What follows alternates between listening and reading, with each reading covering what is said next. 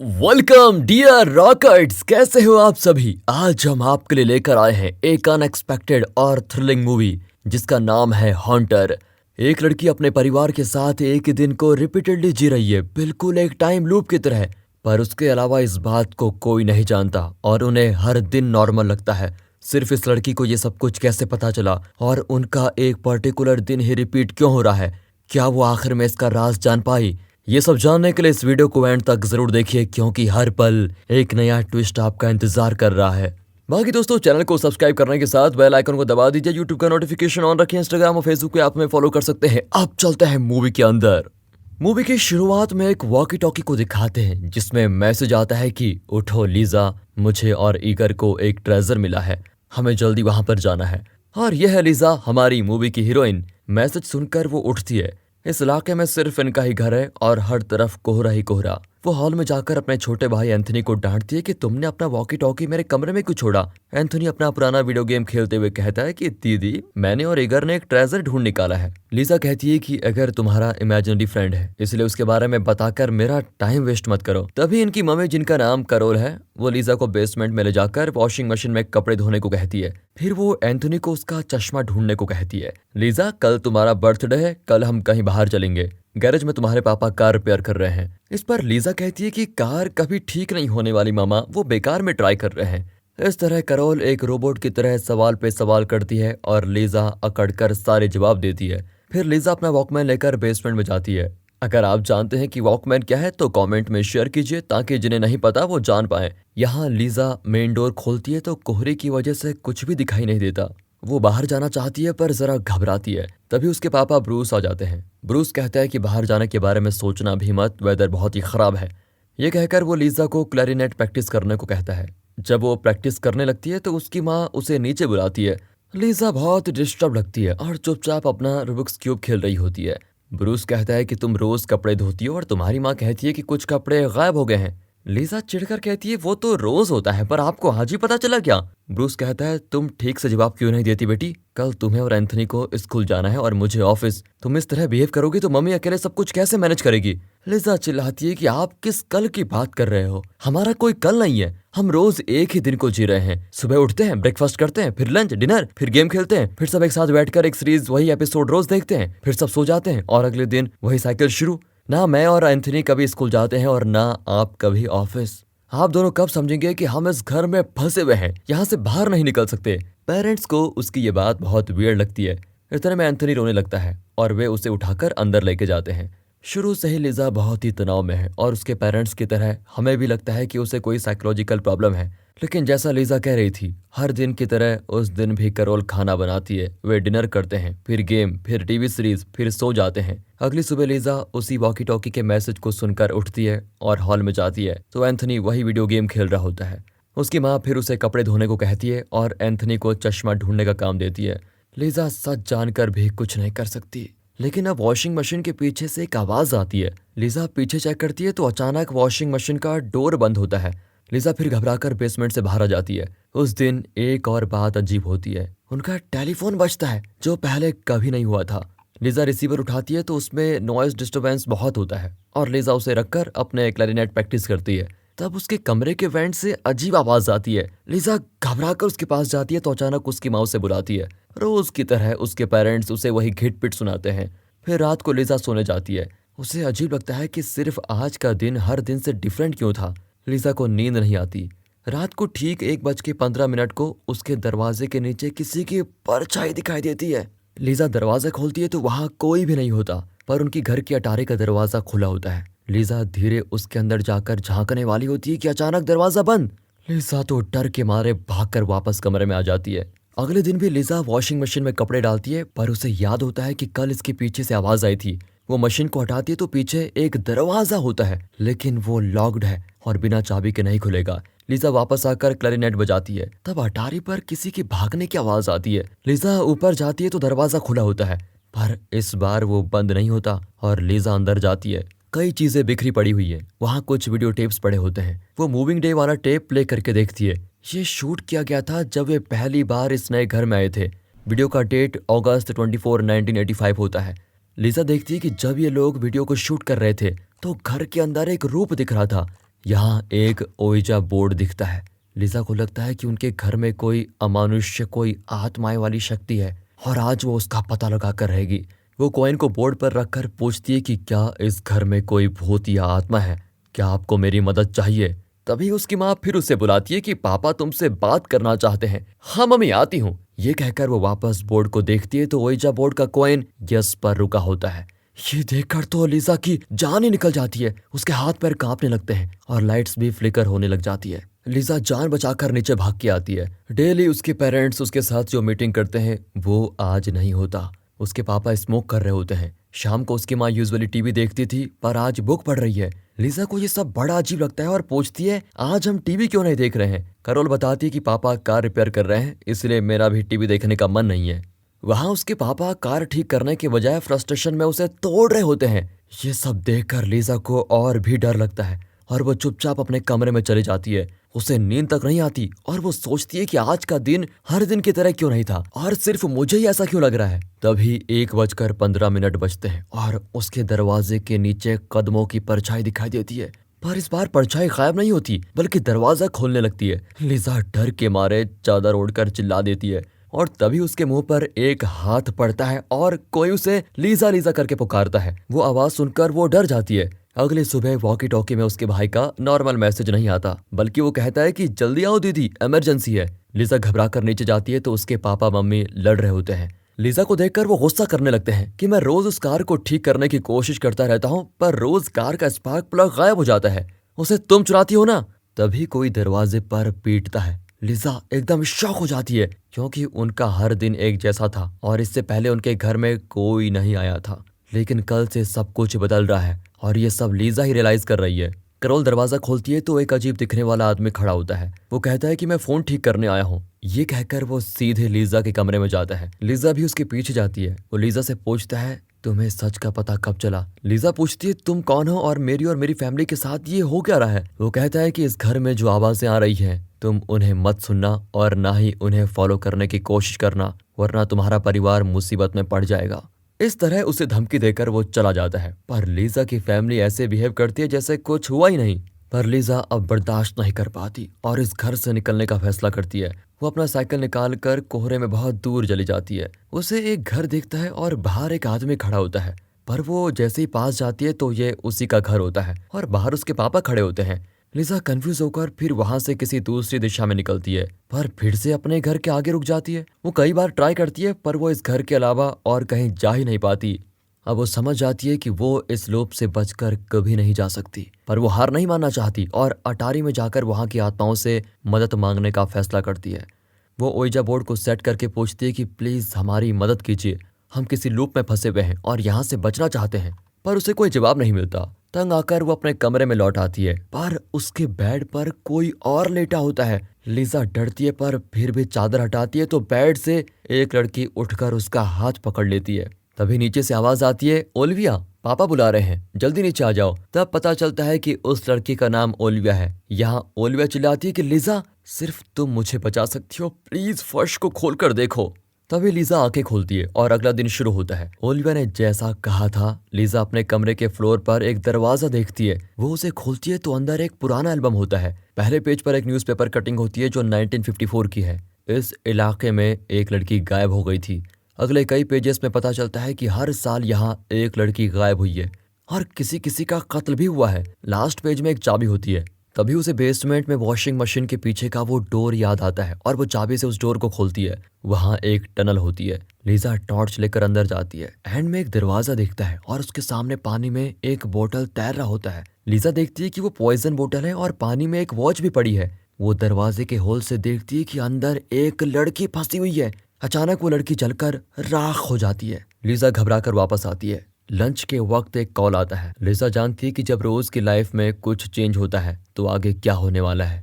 वो बहुत घबराई हुई है। ब्रूस कॉल अटेंड करता है और कहता है कि लिजा तुम्हारा टीचर बात कर रहा है। ये कहकर वो लिजा को रिसीवर पकड़ा देता है। लिजा डरी सहमी सुनती है तो वही आदमी बोलता है जो उस दिन घर पर आया था।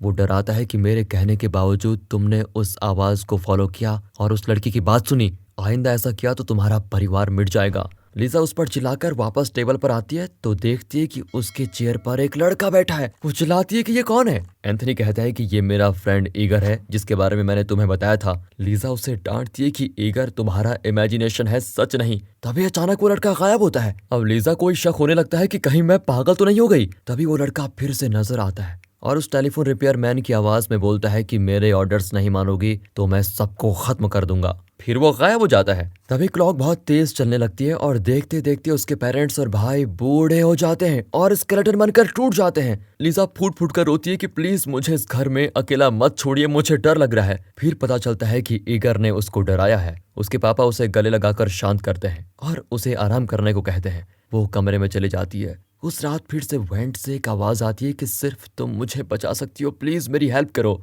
लीजा चिल्लाती है कि अगर मैंने हेल्प किया तो वो मेरी फैमिली को मार डालेगा। तभी बाथरूम से आवाज आती है और नल खुला होता है। वो उसे बंद करती है तो उसके पीछे ओलिविया खड़ी दिखती है, पर जब वो मुड़ती है तो ओलिविया नहीं होती। लेकिन लीजा ओलिविया को फील कर पाती है। तभी अचानक आईने में सिर्फ ओलिविया दिखती है, लीजा नहीं दिखती।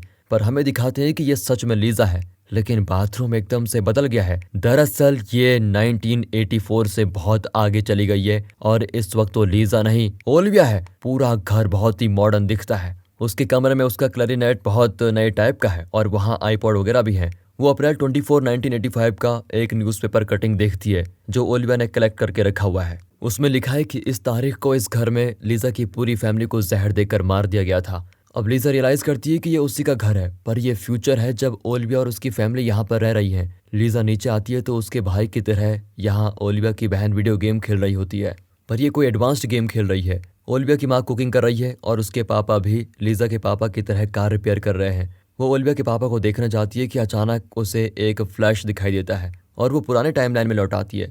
उसके पेरेंट्स सोचते हैं कि वो नींद में चलकर यहाँ गैरेज में आ गई। ब्रूस कहता है कि कल तुम्हारा बर्थडे है तो मैं तुम्हें कहीं बाहर घुमाने लेके जाऊंगा। इस पर लीजा को हंसी आ जाती है क्योंकि वे इस घर में ट्रैप हो चुके हैं और कभी बाहर नहीं जा सकते। वो फिर ओलिविया को पुकारती है ताकि वो इस घर का सच जान पाए, पर कोई जवाब नहीं आता। इतने में उसका भाई वॉकी टॉकी पर कहता है कि तुमने ईगर की बात नहीं मानी, इसलिए वो तुम्हें पनिश करने वाला है। मैं और ईगर उस सीक्रेट टनल में हैं, तुम भी जल्दी आ जाओ। अब लीजा घबराती हुई बेसमेंट टनल में जाती है और अपने भाई को पुकारती है, पर वहां पानी की बजाय राख और स्केलेटन्स पड़े होते हैं। तभी एक और मैसेज आता है कि हमने तुम्हें उल्लू बना दिया, हम सीक्रेट टनल में है ही नहीं। लीजा चौंक कर मुड़ती है तो वहां वही आदमी खड़ा होता है और यही ईगर है। वो लीजा को भी उसी कमरे में बंद कर देता है जहां लीजा ने एक लड़की को जलते हुए देखा था। लीजा चीखती चिल्लाती है पर कोई फायदा नहीं होता। वो थक कर बैठ जाती है। तभी वहां पर एक रिंग को देखती है जिस पर 1954 लिखा हुआ है। लीजा को वो एल्बम याद आता है जो ओलिविया ने उसे दिखाया था। 1954 में पहली लड़की गायब हुई थी। तभी ऊपर का एक डोर खुलता है जहाँ एक ग्रिल है। लीजा ग्रिल को हटाकर ऊपर जाती है तो वहां पर एक कार होती है, लेकिन ये उसके पापा की कार नहीं, कोई पुरानी कार है। एक लड़की गैरेज का डोर तोड़ने की कोशिश कर रही होती है। वो लीजा से पूछती है क्या उस आदमी ने तुम्हें भी किडनैप किया है, चलो जल्दी यहाँ से बच निकलते हैं। ये कहकर वो फिर डोर को तोड़ने लगती है। लीजा पूछती है क्या तुम्हारा नाम निकोल है। वो लड़की चौंक जाती है कि तुम्हें कैसे पता चला। लीजा पूछती है कि तुम उस आदमी के पास कैसे फंस गई। निकोल कहती है कल मैं मूवी देखकर लौट रही थी, तब उस आदमी ने मुझे किडनैप करके यहाँ बंद कर दिया। वो बाहर गया है और उसके आने से पहले हमें बचना होगा, प्लीज हेल्प करो। लीजा वो रिंग निकालती है जो उसे टनल में मिला था जिस पर 1954 लिखा था। वो पूछती है क्या ये तुम्हारा रिंग है। वो कहती है हाँ ये मेरा है। लीजा बताती है कि तुम और मैं इस रिंग के जरिए ही कनेक्ट हुए हैं। लीजा निकोल को बताती है कि उस आदमी ने तुम्हें किडनैप करके मार डाला और बेसमेंट के सीक्रेट टनल में ले जाकर जला दिया है, तुम मर चुकी हो। ये सुनकर निकोल की आंखें भर जाती है और वो उस रिंग को टच करने जाती है। तभी गैरेज डोर के नीचे एक हाथ आकर निकोल को खींच लेता है। लीजा डर के मारे चिल्लाती है और बेहोश हो जाती है और अब वो फिर अपनी टाइमलाइन में लौट आती है। उसकी माँ पूछती है तुम यहाँ क्या कर रही हो, पर लीजा फ्रस्ट्रेशन में उस पर चिल्लाती है और वहाँ के शेल्फ्स में कुछ ढूंढने लग जाती है। उसे लगता है कि जिस तरह निकोल मर गई थी शायद लीजा और उसकी फैमिली भी मर चुकी है। तभी उसे एक पॉइजन बोतल मिलता है। ओलिविया के टाइमलाइन में उसने जो न्यूज़पेपर कटिंग देखे थे उसमें लिखा था कि लीजा और उसकी फैमिली पॉइजन खाकर मर गई थी और वो पॉइजन इस गैरेज में है और इस गैरेज में ज्यादातर सिर्फ पापा ही रहते हैं, मतलब पापा हम तीनों का कत्ल करने वाले हैं, पर मैं उन्हें ऐसा नहीं करने दूंगी। इस तरह चिल्लाकर वो चली जाती है। कैरोल की कुछ भी समझ में नहीं आता कि ये क्या कह रही है। लीजा अपने भाई से पूछती है कि ईगर कहाँ है। एंथनी कहता है कि वो चला गया और अब वो कभी नहीं आएगा। अब लीजा उसे समझाने की कोशिश करती है कि तुम, मैं, मम्मी और पापा सब मर चुके हैं। इस पर वो कहता है कि ये तो मैं जान चुका हूँ दीदी। लीजा को लगता है शॉक और वो पूछती है कि तुम्हें किसने बताया। वो कहता है कि आज ही मैंने अपना चश्मा ढूंढ निकाला। लेकिन चश्मे से कैसे पता चला? जब इनका परिवार मरा था तब एंथनी ने अपना चश्मा फेंक कर रखा था। पहले सीन में इसका चश्मा गुम हो गया था और उसकी माँ ने उसे चश्मा ढूंढने को कहा था। ये एक लूप में फंसे हुए हैं जो कि ईगर का ट्रैप है।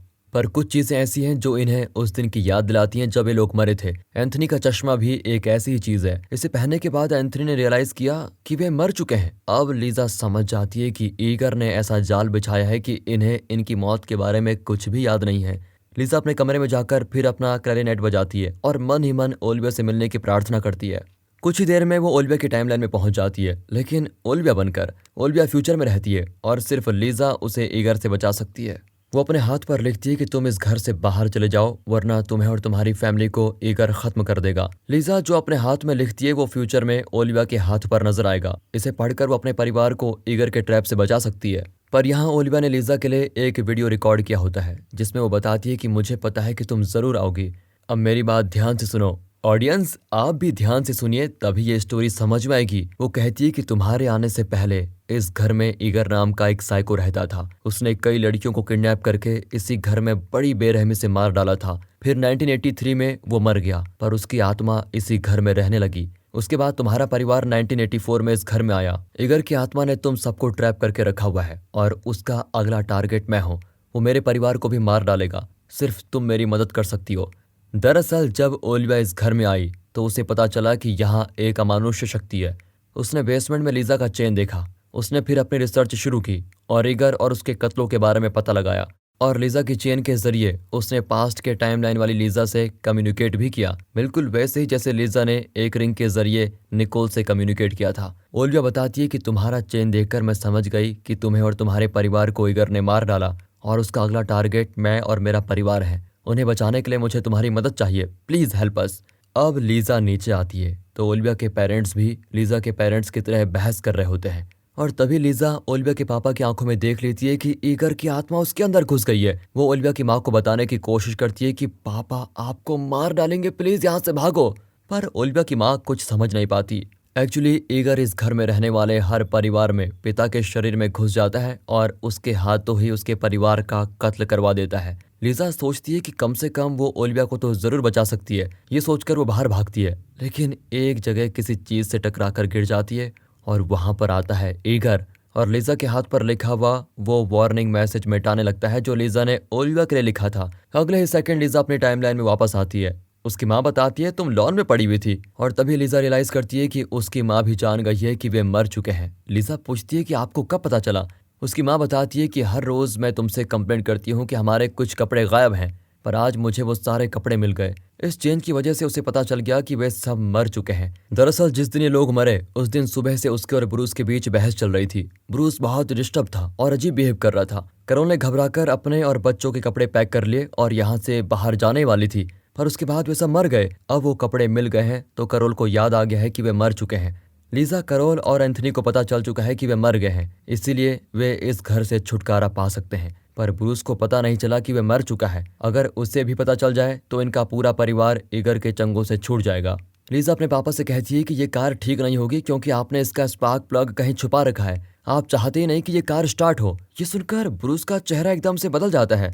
वो जाकर स्पार्क प्लग निकालता है और उसे फिक्स करके गाड़ी स्टार्ट करता है। फिर वो स्टार्ट हो जाती है। तभी ब्रूस को याद आ जाता है कि असल में हुआ क्या था। दरअसल ईगर ने लीजा के पापा पर अपना कब्जा जमा लिया था और उसी के हाथों उसके परिवार को जहर देकर मार डाला। अब ब्रूस भी मर गया है। सच रियलाइज करने के बाद ब्रूस बहुत रोता है। तभी कार का विंडशील्ड टूटता है और पूरा घर हिलने लगता है ईगर की आत्मा को गुस्सा आ गया। अब वे घर का दरवाजा खोलकर बाहर जाते हैं जहां तेज रोशनी दिखाई देती है। ब्रूस लीजा को भी बुलाता है पर लीजा नहीं आती। ये लोग तो मर चुके हैं पर लीजा को ओलिविया और उसके परिवार को बचाना है जो फ्यूचर में है। अगर लीजा चली गई तो ईगर उन्हें भी मार डालेगा। लीजा दरवाजा बंद करके सीढ़ी चढ़ने लग जाती है। तभी दिखाते हैं कि ईगर ने बचपन में अपने पेरेंट्स का कत्ल किया था और अब ईगर की आत्मा लीजा के सामने खड़ी होती है। लीजा कमरे में जाकर लॉक कर देती है। ईगर कहता है कि तुमने अपने परिवार को तो आजाद करवा दिया, तुम भी चाहो तो जा सकती हो, पर अब तुमने ओलिविया को बचाने की कोशिश की तो मेरा गुस्सा तो तुम जानती हो। पर लिजा ग्लास को देखकर ओलिविया को पुकारती है और ओलिविया की टाइमलाइन में सीधे पहुंचती है।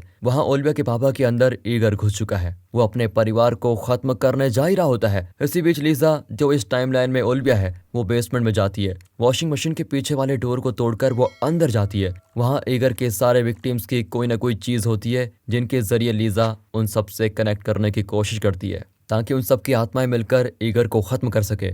इतने में ईगर आ जाता है और लिजा का मुंह बंद करके उसे उठा लेके जाता है। अगले सीन में दिखाते हैं कि लिजा, जो ओलिविया के रूप में है, वो खुद को कार में पाती है। ओलिविया के मम्मी पापा और उसकी बहन सभी कार में होते हैं। ओलिविया के पापा के अंदर ईगर का भूत है। वो प्लान करता है कि कार के एसी में वो कोई पॉइजनस गैस मिक्स करके इस परिवार को खत्म कर देगा। वो जानता है कि ओलिविया के रूप में लिजा है और कहता है कि तुम जितनी भी कोशिश कर लो, मैं ओलिविया के परिवार को खत्म करके ही रहूंगा। ये करके वो कार स्टार्ट करता है। तभी अचानक लिजा उसकी गर्दन पर जोर से वार करती है और उसकी गर्दन मरोड़कर कार को ऑफ कर देती है। फिर कार की चाबी निकालकर वो गैरेज से बाहर भाग जाती है। जोर की बारिश होती है। अब लिजा, जो कि एक आत्मा है और ओलिविया के शरीर में है, वो ज्यादा दूर नहीं जा पाती। इतने में ईगर आ जाता है। लिजा कहती है कि कार की चाबी मेरे पास है और तुम ओलिविया के परिवार को कुछ नहीं कर सकते। तभी ईगर कार का स्पेयर की निकाल कर दिखाता है। इसी बीच बिजली गिरती है और ईगर एक लड़की का रूप देखता है। दरअसल वो निकोल है और उसके हाथ में उसका 1954 वाला रिंग है। वो ईगर को घूरकर मुंह फाड़ कर चिल्लाती है तो वहां कई आत्माएं आ जाती है। ये सब ईगर के विक्टिम्स हैं जिन्हें ईगर ने किडनैप करके मार डाला था। सब मिलकर ओलिविया के परिवार को बचाने के लिए आ गए हैं। वे ईगर को पकड़कर उसे बेसमेंट के कमरे में जला डालते हैं। घर के बाहर ओलिविया के पापा बेहोश पड़े हैं। उन्हें लिजा नहीं, ओलिविया नजर आती है। वो ओलिविया से माफी मांगते हैं कि न जाने मेरे अंदर क्या हुआ बेटी कि मैं तुम सबको मारने के लिए तैयार हो गया। लिजा मुड़कर देखती है तो उसे ओलिविया दिखती है। वो ओलिविया से कहती है कि मैंने आपका वादा पूरा किया और तुम्हें बचा लिया। अगले दिन लिजा जागती है तो वॉकी टॉकी पर एंथनी का मैसेज आता है, दीदी हैप्पी बर्थडे, जल्दी नीचे आओ। लिजा नीचे जाती है तो उसका परिवार उसे एक साइकिल गिफ्ट करता है। असल में लिजा और उसका परिवार एगर से आजाद होकर अब स्वर्ग में है और लिजा का बर्थडे सेलिब्रेट हो रहा है। इसी के साथ दोस्तों ये मूवी यहाँ पर खत्म होती है। तो दोस्तों कैसी लगी आपको ये मूवी? अगर ये वीडियो अच्छी लगी हो, स्टोरी अच्छी लगी हो, एक्सप्लेनेशन अच्छा लगा हो तो इसे ज्यादा से ज्यादा शेयर करें, वीडियो को लाइक कीजिए और चैनल को सब्सक्राइब। मिलते हैं अगली वीडियो में, तब तक के लिए गुड बाय, अपना ख्याल रखिए and finally thanks for watching. वैसे दोस्तों क्या आप भी इन भूत वाली बातों में विश्वास करते हैं? अगर हाँ, और अगर कभी आपने ऐसा कुछ फील किया है तो कमेंट में जरूर बताइएगा।